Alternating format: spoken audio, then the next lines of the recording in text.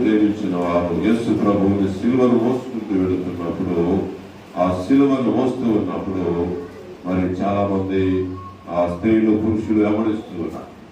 స్త్రీలు ఎక్కువగా జాలిగా మనసు ఉంటుంది కాబట్టి ఏదన్నా చిన్న విషయాన్ని కూడా ఏం చేస్తారు, వాళ్ళు ఏడుస్తూ ఉంటారు, బాధపడుతూ ఉంటారు. నేను చిన్నప్పుడు ఒక సంఘటన, అంటే 6-7 తరగతులు చదువుతున్నప్పుడు మేము ఎబ్బరిపట్నం అవుతూ ఉండేవాళ్ళం. ఒక ఆయన భార్య భర్తలు అంతా ఉన్నారు. బండి రాయి అనుకుంటాను, కాలు మీద పడిపోయి రక్తం వస్తూ ఉంది. అలావిడి ఎంతో బాధపడి కన్నీరుగా ఏడుస్తాము. ఎందుకని తన భర్తకు దెబ్బ తగిలింది కాబట్టి, రక్తం వస్తుంది కాబట్టి, మరి భర్తను ప్రేమిస్తుంది కాబట్టి ఏం చేస్తుంది ఆవిడ, ఆ దెబ్బకు ఏం చేస్తుంది, కన్నీరు.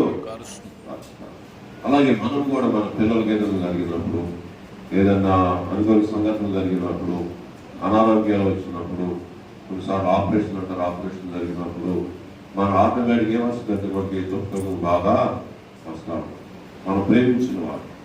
అలాగే దేవుడిని కూడా ప్రేమించిన ఈ యొక్క స్త్రీలు చాలా మంది జన సమూహాలందరూ కూడా రొమ్ము కొట్టుకోవచ్చు.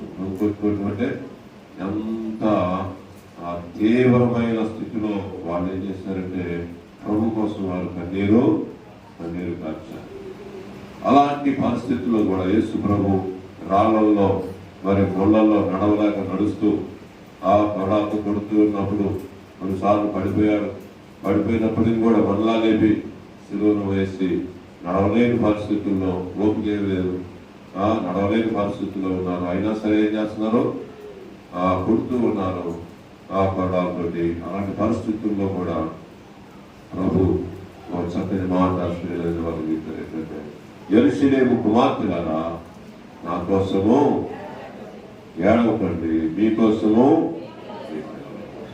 కాబట్టి దేవుని మాట మన ఆత్మరక్షణ కొరకు మనం కన్నీటితోటి మనం ప్రార్థన చేయాలి. అలాగే మన పిల్లల రక్షణ కొరకు కూడా మనం కన్నీటితోటి ప్రార్థన చేయాలి. పాపాత్మురాలు తిరిగి చూసినప్పుడు ఆమె ఏం చేసిందని తన కోసం ఏడ్చింది.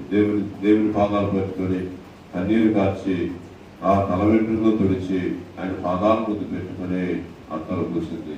ఎవరి కోసం ఏడ్చింది ఆవిడ? చెప్పాలి. ఎవరి కోసం? తన కోసం. పాపాత్మురాలు స్త్రీ ఎవరి కోసం ఏడ్చింది? యేసు ప్రభు చెప్పినట్లుగా. యేసు ప్రభు మరి తర్వాత చెప్పాడు కానీ అంతకు ముందుగానే ఏం చేసింది? యేసు ప్రభు చెప్పక ముందుగానే ఆమె దేవుని సన్నిధికి వచ్చి తన పాపముల విషయమై